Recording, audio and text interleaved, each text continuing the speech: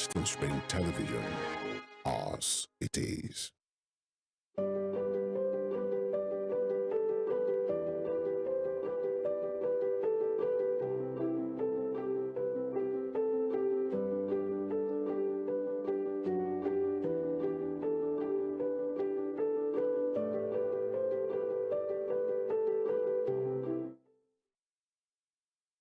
Hello again, dear viewer. Super delighted to be here on another installment of The Bookshelf, where we get to dissect everything and relate with everyone who has a relationship with books.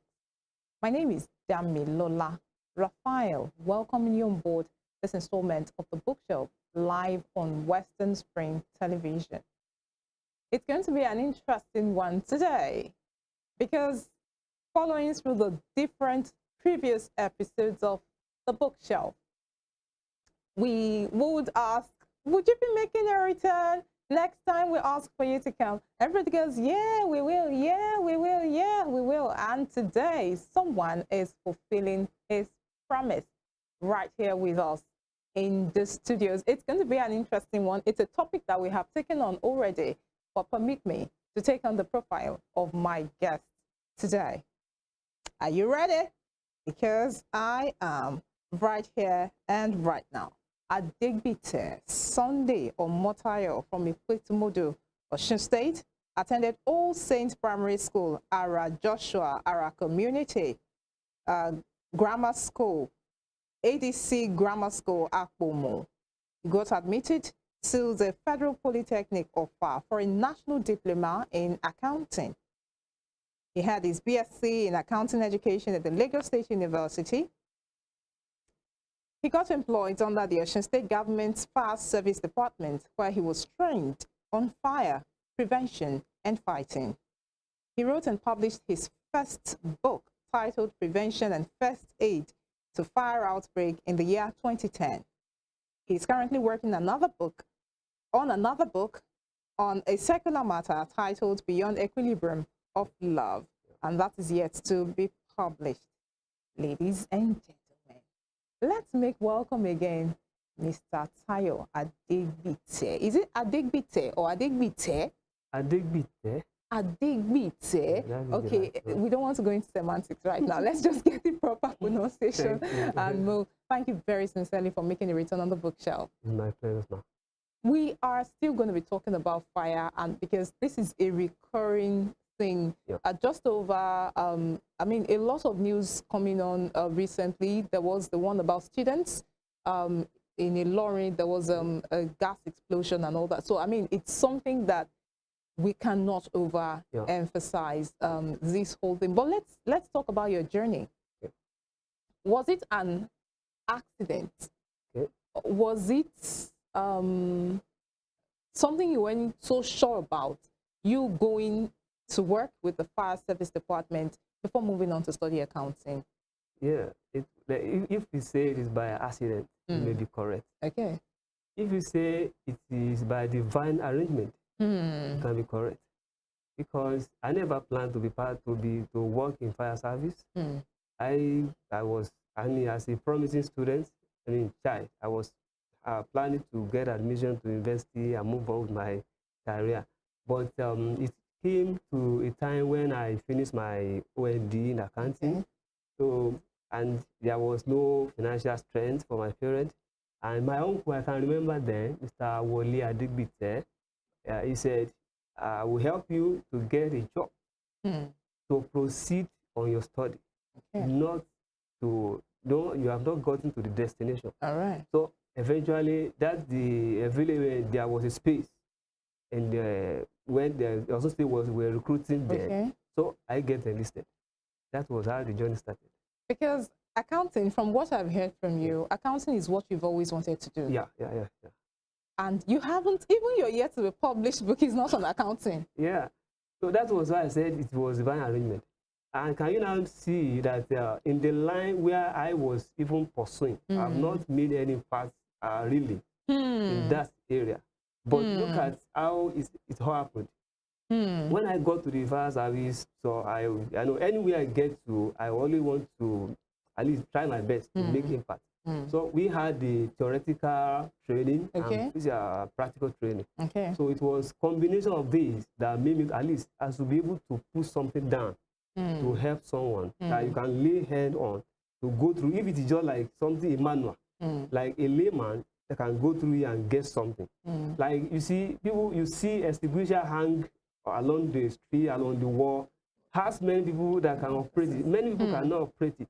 So that is what actually prompted me to say, let me try to educate people on how to do one or two things to save themselves, to save their property and all of that.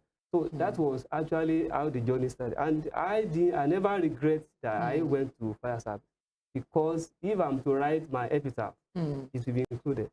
Amazing. Now, there is a day that's celebrated. It's called the Write Your Epitaph Day. Yeah. Someone here is already preparing Yes. I mean, what should be on his own epitaph. Yeah. And those pictures, you know, with you in the fire service uniform, you were much younger than this. Yes, you know, as they go by, everybody, time is rolling by. You might say, "Bolo dagba, bolo gbo, oju ore ahun ijo." You know, like this is not how all of us look like 10 years ago. The time is running, and that is a lesson for all of us. That whatever we can do at a time, let us do it. Make history. Do whatever you can do and go. And when you have left, people will tell about you that you have done your own, and that's the best. Talking about making history now, you wrote that book. Were you still in service in 2010 when you wrote the book? Yes, I was there. I was in service. I was in fire because I've been to different, you know, in fire service there are a lot of departments. We have fire prevention, we have operational. Those are the ones that you see that go on with motor vehicle, motor fire engine. We have fire prevention. They are the ones that give lecture. We have training school. They are the ones that train the incoming servicemen. So I was fortunate to always to tour around almost the department. So, amazing. So that one now give me a large, I mean, to some extent, a volume of knowledge on fire stuff. So if talking about the fire prevention, at least as we to do something, talking about fire fighting, because it's different from fire prevention. You have been right in the middle of action. Honestly, I tell you, I've rescued people from a well. I've been inside the fire, but God rescued me. You know, if I'm to mention people, the number of people I've rescued from well, like 2. I have rescued the dead man. I've rescued somebody alive. Amazing. So by the grace of God, we are here today. I thank God because I was able to do my best there. So and today we are moving. So tell us about what we can find in the book. Yes. Go ahead. Yes, the fire prevention, the topic is prevention and first aid to fire outbreak. When we talk about prevention, they say prevention is lesser cause than cure. If we are to prevent something, then it will be lesser than when you are to tackle it. That's when you're talking about preventing fire from happening. All right. Then let's talk about fighting fire if it eventually happens. The cause diverse. So it is better to prevent something. That was actually what prompted me that let us prevent something. Actually, you cannot eradicate fire outbreak. It is not possible. You mentioned something else on a fire, somebody that was using, you know, maybe gas, something. They were in a shop and they wanted to refill. There will not be fire again the day we stop bringing fire to our own apartment. Because we invite fire to our apartment. This is, that shock you. We are the one that invited the fire. We invite. Yeah, fire is on its own. Well, we invite it into our own apartment like one. All right. You are using gas in your kitchen. You have invited fire. You bring matches to your kitchen. Look at the coinage. You invited fire to your apartment. Really? Okay, tell me, are we not going to need all these things? We need them. But it now takes how to prevent them from becoming an havoc. Okay. There's a statement we used to make. They said, fire is a good servant, but a wicked master. So if you can use fire, I mean, carefully, then it's your good servant. You can make use of it to send it to anywhere you want.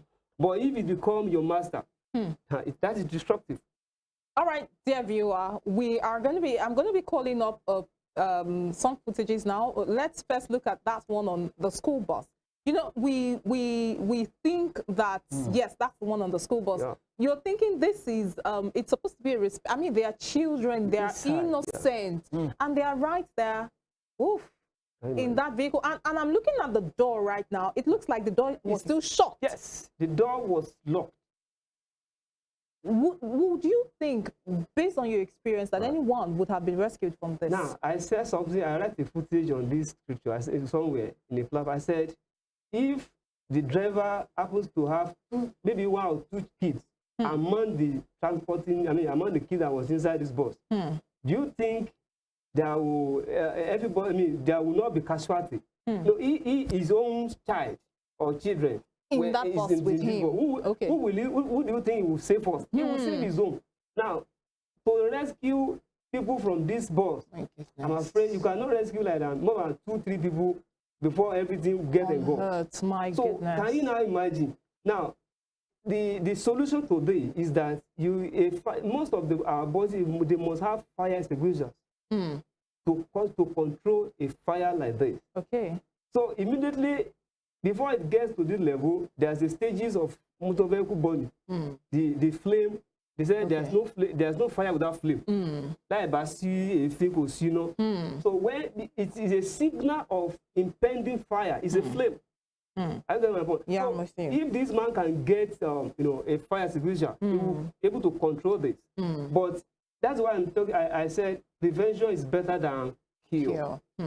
If this does to prevent this from happening, they first get the fire extinguisher. Then not only that, know how to use them. Very quickly, we are going to be looking at another one, exposure. Talking about oxygen, you know, we hear different trainings that if you starve the fire of oxygen, now looking at this footage right here, it's been, I mean, look at the bonnet being opened. Yeah. Is that going to cause more damage to this? Answer that very quickly, then I'll pick up another. They don't know what to do. They're supposed not to expose the open the bonnet, because being that you are exposing, you are creating more access for oxygen to come in. That's why if there's a fire burning in the house, you can close the window, close the door, and leave. So that the oxygen will not gain access to the fire. So that is the best way to do it. So immediately you stop the fire of the oxygen to continue to burn. All right. So, but with this, they are exposing the fire to more oxygen, and it will burn more. It will burn more. So that is very important. I want to ask 2 questions with regards motor vehicle fire incidences. Where in a vehicle, a car, a bus, an automobile, where in an automobile do you think most fires start out? Literally, basically, fire starts from the engine. So if, look, going back to that school bus, if the engine was at the back where drivers sit, that means it's going to affect those children first. Of course. Because the drivers, you will have noticed the signal of the fire burning from the front. So immediately, if you can pick that immediately, it will stop and control the fire immediately before it gets to the to that engulfing level. Okay. So, but if a driver is not careful, before you know it, it doesn't take few minutes before everything gets burned like this. So that is why it is part of the training that they usually give to driver to know how to use extinguisher. Exactly the point. That's where I'm driving at. Now, the second question I want to ask is with regards to the automobile fire. Where should a fire extinguisher be placed? And remember, we're talking about panic here. This is not something the driver is okay. So when fire comes, we'll beat it.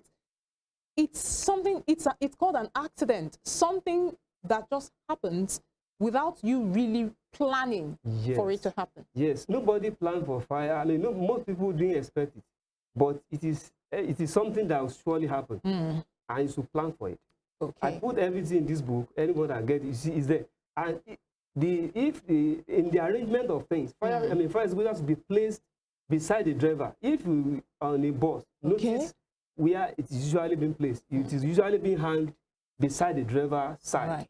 Whether it's a truck, whether it's a van, a bus, a car, anything. It is usually being placed beside the driver's side. Okay. But if something happens, somebody take it away from there, then you are creating trouble for yourself, because on the way to you talk about anxiety. When the fire breaks out, the anxiety comes. The first thing you look at is to escape the stuff. Safety. So that is safety for your life. But I do tell people, develop some kind of boldness to look for your extinguisher. Take it, open the bonnet, and operate it. And maybe there's a process to operate the fire extinguisher. Okay. The first thing is that there's something we call safety pin. You remove it. If you don't remove it, press the trigger. This thing won't work. Remove the safety pin, press the trigger, then hold the nozzle to the base of the fire. There's to the base of the fire. Not to the flame. So you direct to the base. That's like the roots, the bottom. The bottom. Okay. There's a fire. I mean, the sometimes that the fire is consuming. That's where you direct the nozzle to. Immediately you do that and you make it a sweeping from a position. Okay, not stationary. Not sweep it and all that. And before you know it, the thing will be off. So if you miss any of the process, the thing will not work. The operation will not. And that we talk about servicing your extinguisher. Okay. There is the normal standard is 6 months duration for servicing for standard of an extinguisher. Okay. If you have an extinguisher now, you use it or you don't use it. After 6 months, you must service it so that it will not disappoint you the day you have to use it. To use it. So we are going to be looking at another footage. This one, you talked about inviting fire. Yes. How about visiting fire? Some persons were scooping. I mean, there was, I think, a tanker fell, and then fuel, was on the road, and then they were scooping.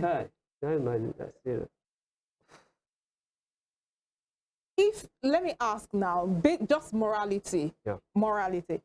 If there should be a fire outbreak here, will the fire service respond? Of course.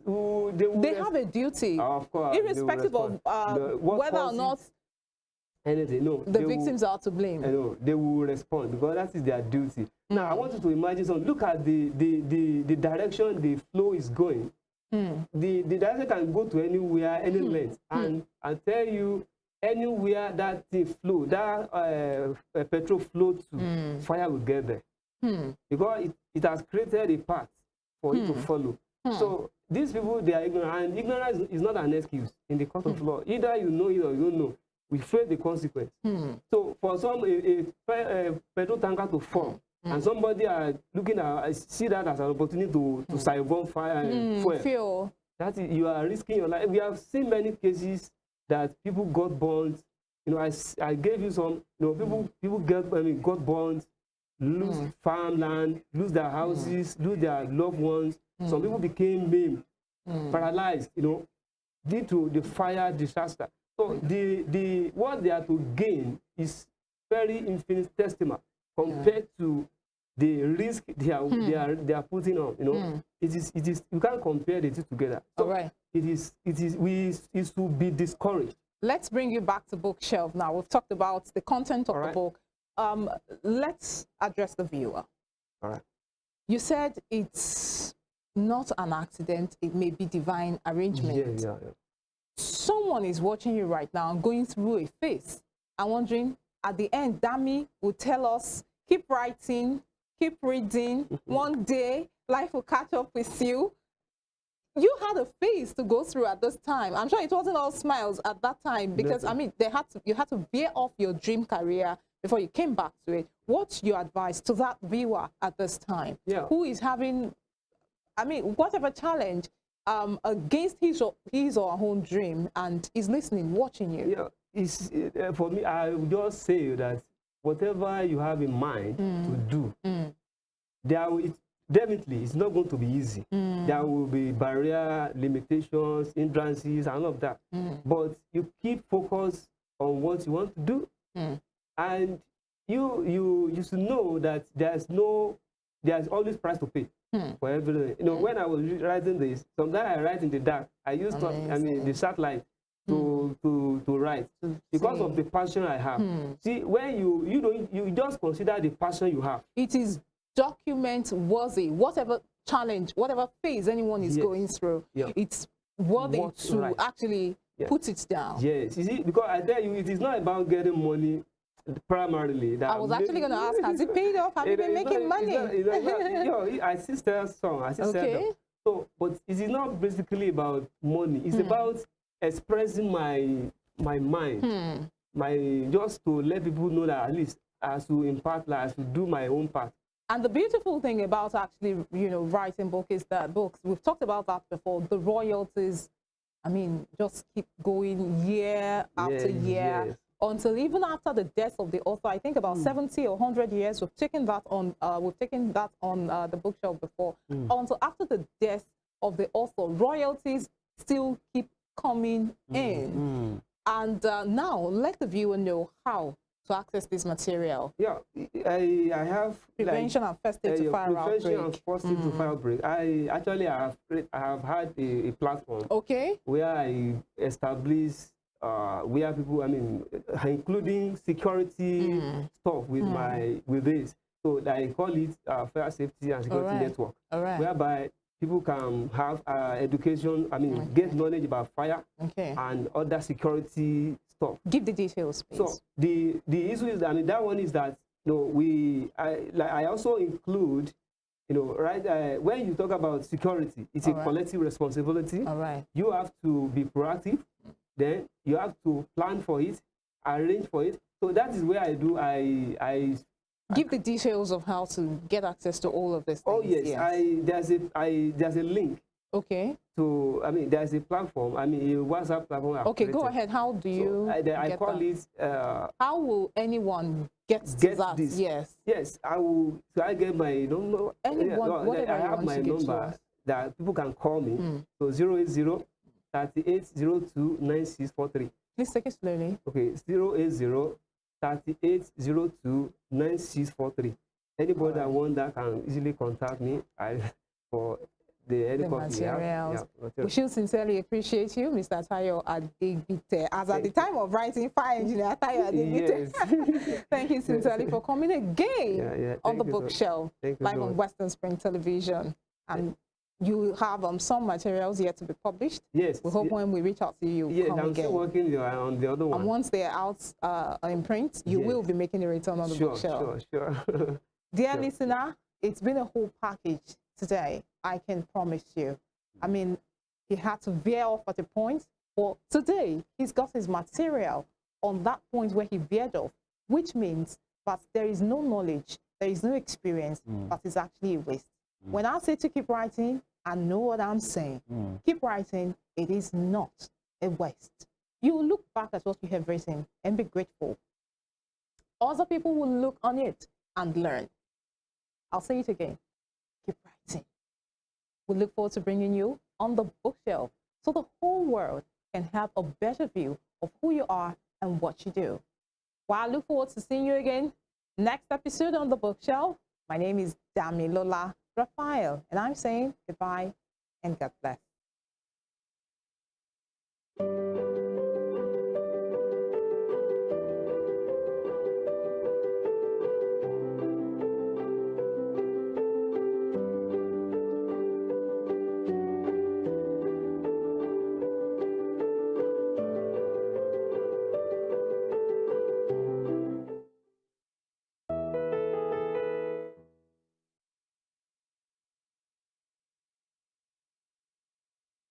Sports is a culture on its own.